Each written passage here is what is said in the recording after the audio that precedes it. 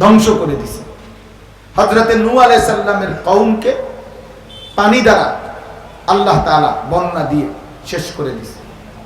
হযরতে হুদ আলাইহিস সালামের কওমকে সম্প্রদায়কে আল্লাহ তাআলা 7 রাত 8 দিন 7 লায়ালি ওয়া 8 আইয়াম কোরআন শরীফে আছে।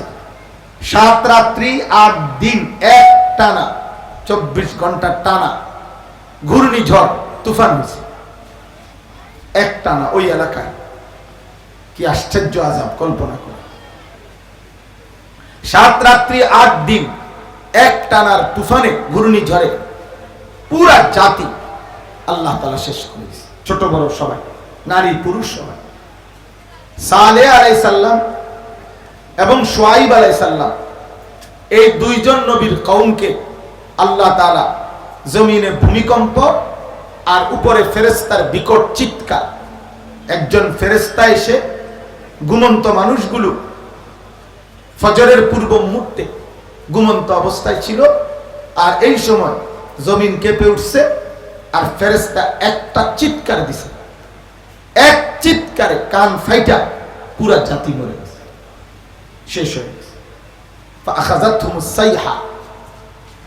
আর লূত আলাইহিস সালামের জাতি আল্লাহ তাআলা তাদেরকে সাতপক জমিনের মাটি ফেরেশতার মাধ্যমে উপরে উঠাইয়া উল্টাইয়া একসাথে আছাড় দিছে।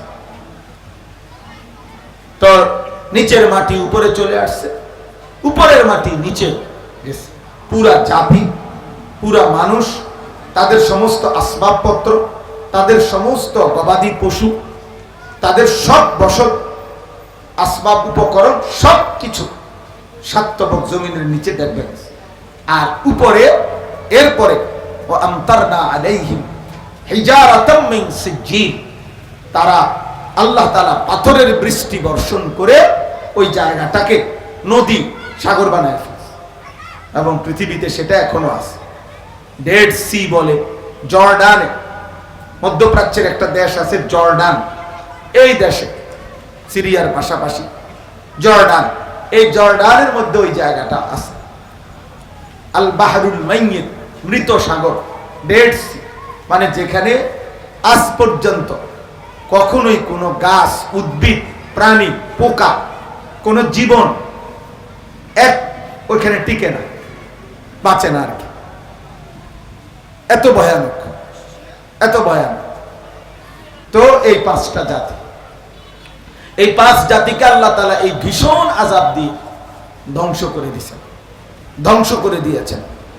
আর এই 5টা জাতির আযাবের এই লম্বা বর্ণনা এই সূরার 25 নম্বর আয়াত থেকে 115 নম্বর পর্যন্ত মোট 91টা আয়াত আল্লাহ তাআলা মাঝখানে 91টা আয়াতের মধ্যে এই 5টি জাতির ধারাবাহিক আযাবের বর্ণনা আল্লাহ তাআলা উল্লেখ করছে। এবং মাঝখান দিয়ে সংক্ষিপ্তভাবে অল্প একটু বিশেষ প্রেক্ষাপটে আল্লাহ তাআলা ইব্রাহিম এবং মূসা আলাইহিস সালাম এই 2 নবীর সময়কালীন একটু কথা মাঝখানে উল্লেখ করছে। তো সেখানে ওইটা লম্বা বর্ণনা না, মূল আলোচ্য বিষয় হলো ওই 5 জন নবীর কওমের অবাধ্যতা, নাফরমানি, সীমা লঙ্ঘন, আল্লাহর আযাব, নবীদের দাওয়াত, এই বিষয়ে আলোচনা, আযাবের বর্ণনা। তাহলে আমি কি বললাম? যে এটা বললাম যে সূরা হুদ হলো কোরআনুল কারীমের মধ্যে সবচেয়ে বেশি আযাবের ভয়ানক বর্ণনা আল্লাহ তাআলা করেছেন কোন সূরায়? বলেন কোন সূরা? সূরা হুদ। কয়জন নবীর কওম? 5 জন নবীর কওম। এই সূরা নাজিল হওয়ার কিছুদিন পর আল্লাহর নবী সাল্লাল্লাহু আলাইহি ওয়াসাল্লাম, নবীজি সাল্লাল্লাহু আলাইহি সাল্লামের সর্বপ্রথম, এটার কোনটারই বাতাস আমার গায়ে লাগে না, তো নবী সাল্লাল্লাহু আলাইহি সাল্লামের সর্বপ্রথম এই সূরা নাজিল হওয়ার কিছুদিন পর নবীজি সাল্লাল্লাহু আলাইহি সাল্লামের দাড়ি মোবারক, নবীজির পবিত্র দাড়ি মোবারকে একটা বা দুইটা চুল সাদা হয়ে গেছে। তো চুল সাদা হওয়া, দাড়ি চুল সাদা হওয়া শুরু হওয়া কিসের চিহ্ন?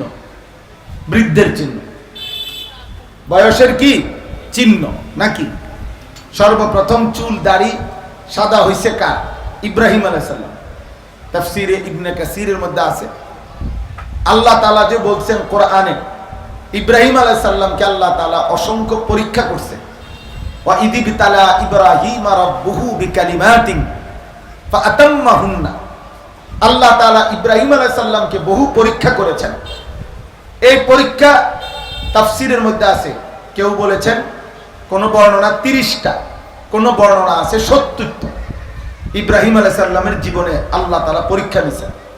এর মধ্যে একটা পরীক্ষা এটা যে সর্বপ্রথম আদম আলাইহিস সালাম থেকে নিয়ে ইব্রাহিম আলাইহিস সালামের আগ পর্যন্ত এর পূর্বের সমস্ত মানুষ বয়স যত লম্বাই ছিল, লম্বা হায়াত পাওয়া সত্ত্বেও চুল দাড়ি কোনোদিনও সাদা হইত না। সর্বপ্রথম চুল দাড়ি সাদা হইতে শুরু করছে কালো চুল ইব্রাহিম আলাইহিস সালাম। কার? আউয়ালু মান শাবা ইব্রাহিম, ইব্রাহিম আলাইহিস সালাম। তো ফলে উনার কওমের কাফের মুশরিক বেঈমানরা বলল, ওই যে বাপ দাদার ধর্ম যে ছেড়ে দিছে, এই দেখো চেহারা পাল্টায় গেছে, নাউজুবিল্লাহ, চেহারা বিকৃত হয়ে যাইতেছে, কিরকম হয়ে গেছে। সবাই তো কালো চুল, উনি একজন হঠাৎ উনার চুল দাড়ি কি হয়ে যেতেছে, একটা দুইটা করে করে সাদা হইতেছে। তাফসীরের মধ্যে আছে ইব্রাহিম আলাইহিস সালাম সর্বপ্রথম আল্লাহকে জিজ্ঞেস করছে তখন, ইয়া রব্বি মা হাদিহি শাইবা, আমার এই সাদা অবস্থা এটা কেন, এরকম হচ্ছে কেন?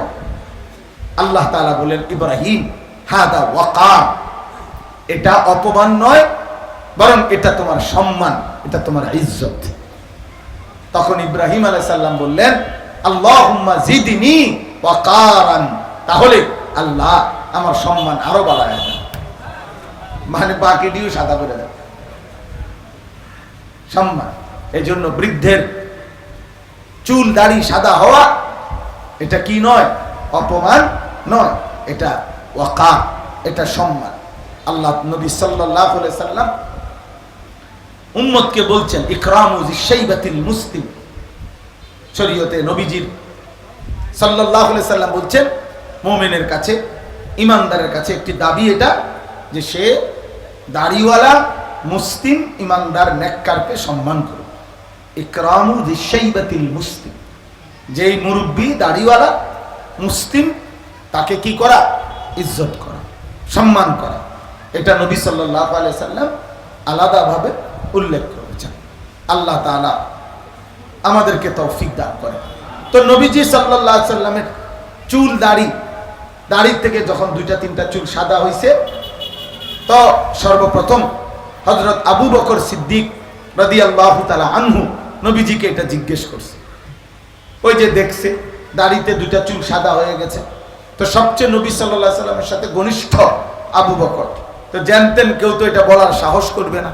কিন্তু আবু বকর সিদ্দিক রাদিয়াল্লাহু তাআলা আনহু নবী সাল্লাল্লাহু আলাইহি সাল্লামের রফিকে গারে হেরার একান্ত সঙ্গী।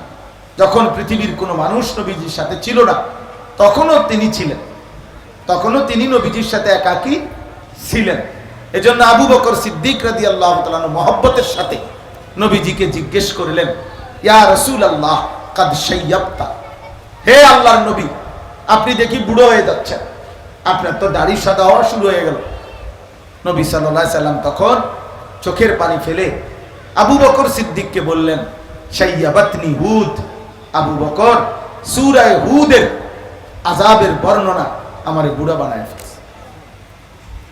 এই জন্য বললাম, সূরা হুদে আমার আল্লাহ এমন আযাবের বর্ণনা দিছে আবু বকর, আমার কলিজার মধ্যে ভয় ঢুকে গেছে।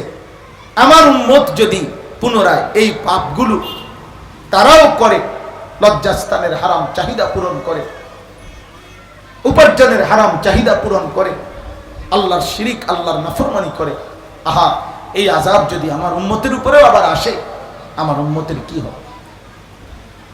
আজ বলেন, আজ লক্ষ লক্ষ যুবক, তোমরা বলো ভাই, শত শত যুব ভাই, এখানে যে কয়জন নওজোয়ান আছো, তোমরা যারা দিবা রাত্রি মোবাইল চালাও, তোমরা কিসের শাহওয়াত পূরণ করতেছো? বলো, ইনসাফ করো। অপ্রয়োজনীয় কারণে, বিনা কারণে যে সমস্ত ছেলেপেলেগুলো আমার দোস্ত দিবা রাত্রি মোবাইল চালাইতেছ, এর মূল কারণ তো আমরা এটা স্পষ্ট বুঝি। নারীর ছবি, নারীর নাচ, জিনা আর ব্যভিচারের দৃশ্য, হারাম ছবি, হারাম দৃশ্য। এই কারণে এক এক ছেলে পেলে এমনও আছে কুত্তার মতো, শুকরের মতো, হাইওয়ান আর জানোয়ারের মতো।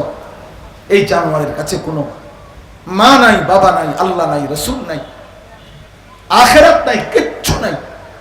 এই হাইওয়ানের 24 ঘন্টা এই মোবাইল, তার রাত কাটে মোবাইল দেখে দেখে, দিন কাটে মোবাইল দেখে দেখে। আর এর অন্যতম কারণ তার লজ্জাস্থানের হারাম চাহিদা, হারাম চাহিদা। কত যুবক, কত ছেলে, হাত্তাকে এমনকি কত মাদ্রাসার ছাত্রের জীবন শেষ। নগর পুড়লে দেবালয় রক্ষা পায় না, এটা বাংলা ভাষার প্রবাদ।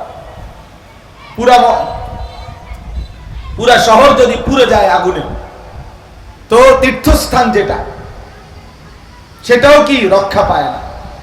পুরা শহর পুড়ে গেলে ধরে নেন না, মনে করেন মসজিদও পুড়ে গেল, মাদ্রাসাও পুড়ে গেল, এটারে বাংলা ভাষায় বলে নগর পুড়লে দেবালয় রক্ষা পায় না। বাংলা ভাষার প্রবাদ। গুনাহ যখন সয়লাব, তখন আমার অসংখ্য টুপি পাঞ্জাবিওয়ালা সন্তানও এই গুনার মধ্যে ডুবে যাচ্ছে।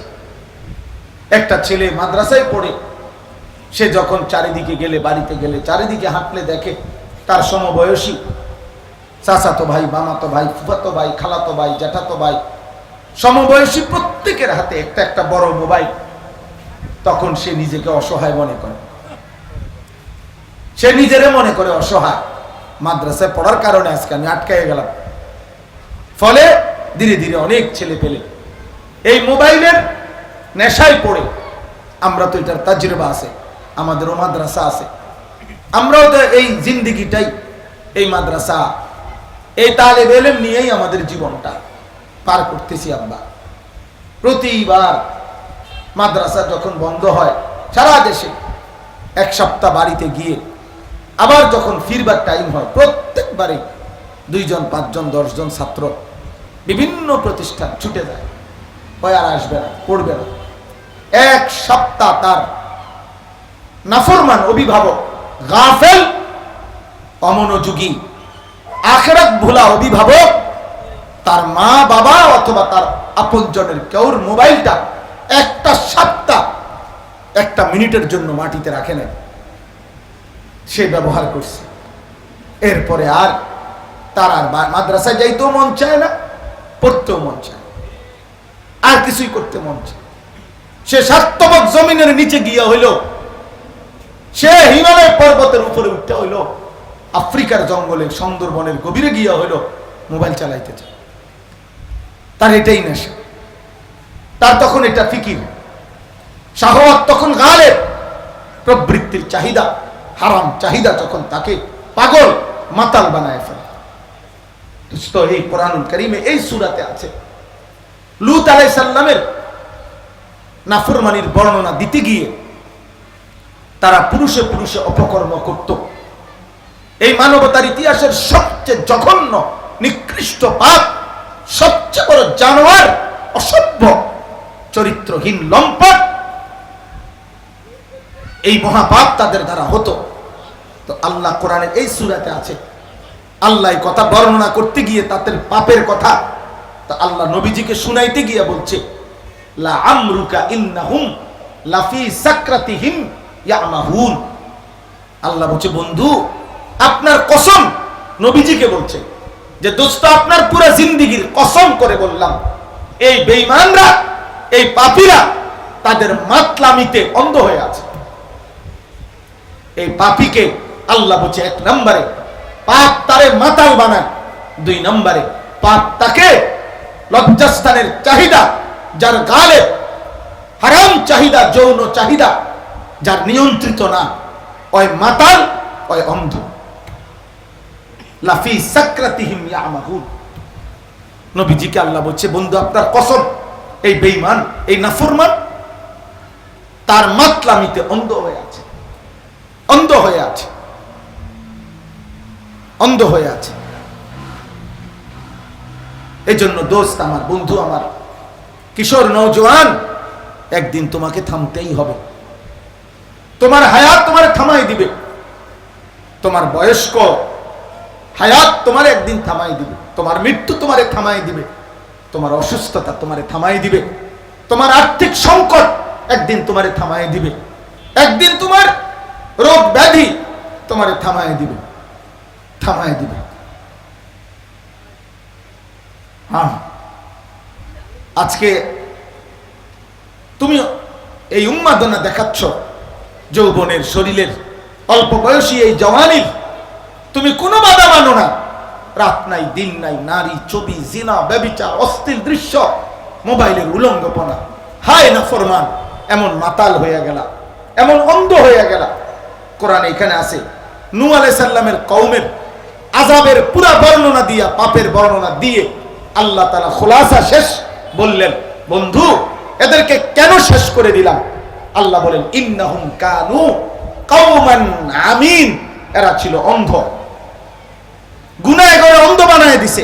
এটা তিনটে। এক নম্বর শিরক, আল্লাহর সাথে কি করছে? শিরিক করছে। পাথরের পূজা, মূর্তির পূজা, দেবতার পূজা, সূর্যের পূজা, চন্দ্রের পূজা, গাছগাছালির পূজা, ইত্যাদি ইত্যাদি, আল্লাহকে বাদ দিয়ে আল্লাহর সাথে বিভিন্ন কিছুকে উপাসনা করছে, শিরক করছে। এটা তাদের একটা বড় অপরাধ। দুই নাম্বার হলো পাপ করছে মোটা দাগে দুইটা। একটা হলো উপার্জন করতো হারাম ভাবে, হারাম রোজগার, চুরি, ডাকাতি, ছিনতাই, রাহাজানি, অবৈধ উপার্জন, এক কথা। দুই নাম্বার। তিন নাম্বার হলো লজ্জাস্থানের চাহিদা, শাহওয়াত, যৌন চাহিদা পূরণ করছে হারাম ভাবে, আল্লাহ নিষিদ্ধ পন্থায়, অবৈধ না।